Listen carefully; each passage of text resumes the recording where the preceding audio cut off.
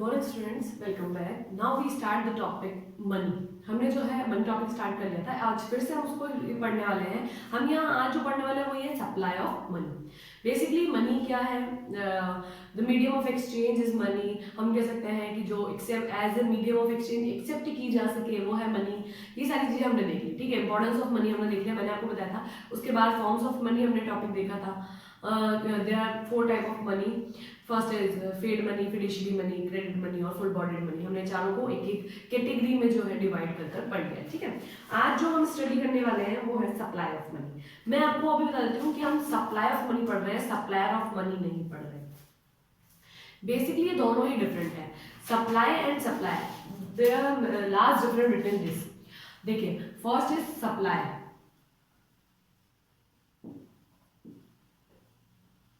ठीक है, and the second one is supplier.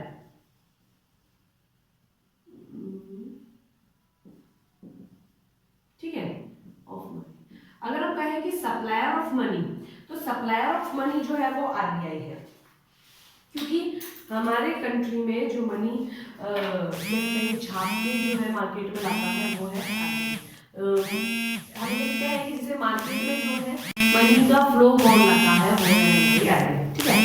But supply of money की अगर हम बात करें तो दिस इज स्टॉक कॉन्सेप्ट। क्या है स्टॉक कॉन्सेप्ट?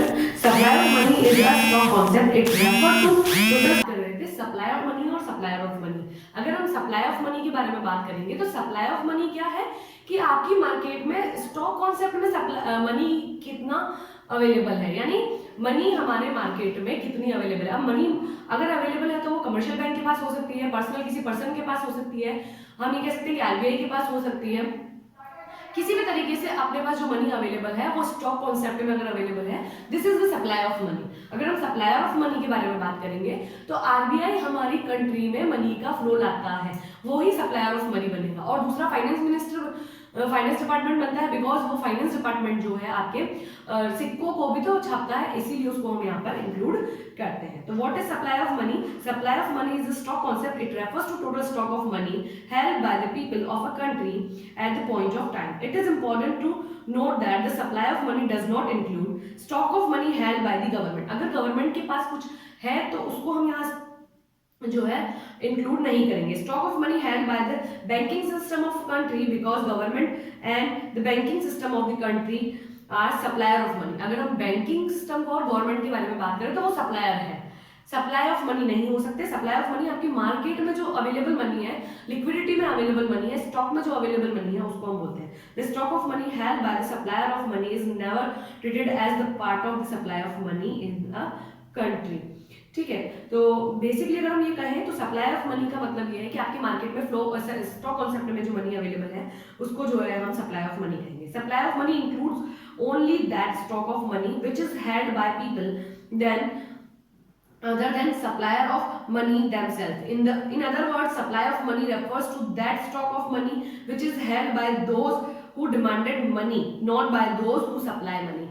जो डिमांड करते हैं मनी की उसको हम सप्लाई ऑफ मनी में लिख सकते हैं, जो इसकी सप्लाई करते हैं उसको हम यहाँ पर इंक्लूड नहीं कर सकते हैं, ठीक है। अब हम जो पढ़ेंगे वो स्टूडेंट सप्लायर ऑफ मनी के बारे में बात कर लेते हैं।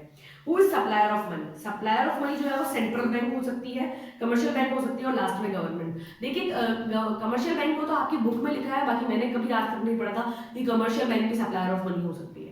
बट हाँ ठीक है, इनका जो रीजन यहाँ इन्होंने दिया है वो थोड़ा सा मुझे वैलिड लगता है, इसलिए मैंने यहाँ पर इसको इंक्लूड कर लिया। तो बेसिकली सेंट्रल बैंक आरबीआई जो है हमारे यहाँ पे नोट छापती है, इसलिए इसको हमने सप्लायर ऑफ मनी में काउंट किया है। Second is commercial bank. हाँ, कमर्शियल बैंक इन्होंने बताया है कि रीजन है बिकॉज कमर्शियल बैंक जो है मार्केट में अवेलेबल करवाती है मनी को। हमको लोन लेने आरबीआई के पास नहीं जा सकते तो हमको तो कमर्शियल बैंक अवेलेबल कराती है, इसीलिए उसको सप्लायर बोला है। गवर्नमेंट इसलिए लिखा है बिकॉज सिक्के जो है आपके फाइनेंस डिपार्टमेंट छापता है, ठीक है। In India RBI is the principal supplier of money. RBI issue currency on the basis of minimum reserve system.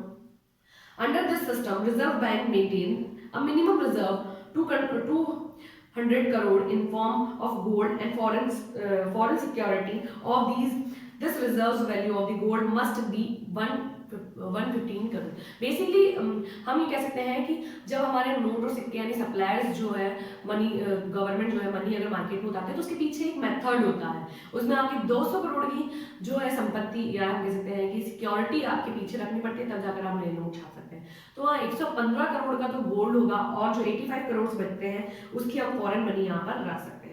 Commercial banks are the second significant source of money supply. Unlike the central bank, commercial banks do not have the authority of issuing currency. Issue करने का जो authorisation हो सकता है वो हमारे commercial bank को कभी नहीं हो सकता, केवल गवर्नमेंट इसको ऑथराइज करती है, उसके अलावा कोई नहीं कर सकती। The commercial bank can not issue notes, वो इशू भी नहीं करती है नोट और कॉइन भी नहीं करती, yet they are the supplier of money as they create money by way of the demand deposit. इसने बताया है कि हमने कमर्शियल बैंक को इसलिए यहाँ इंक्लूड किया है बिकॉज वो डिपॉजिट नहीं करती है, सॉरी वो हमारे को इशू नहीं करके देती है, बट डिमांड के थ्रू करेंसी को क्रिएट करती है, इसीलिए हमने इसको सप्लाई ऑफ मनी में लिखा है। These deposits serves the supply of money because these are checkable deposit. People can withdraw or transform money by writing checks. Money creates by the commercial bank by way of demand deposit is called bank money. हम जो demand deposit के through money create करते हैं उसको हम bank money भी कहते हैं। तो ये हमारा सप्लायर ऑफ मनी और सप्लायर ऑफ मनी हो गया। आपका इसका लास्ट टॉपिक बढ़ता है मेजरमेंट ऑफ मनी, वो हम नेक्स्ट क्लास में देखते हैं। अगर आपको इससे रिलेटेड कोई प्रॉब्लम आती है तो आप पूछ सकते हैं, प्रोजेक्ट बनाए students, because the project is most important. Okay, thank you.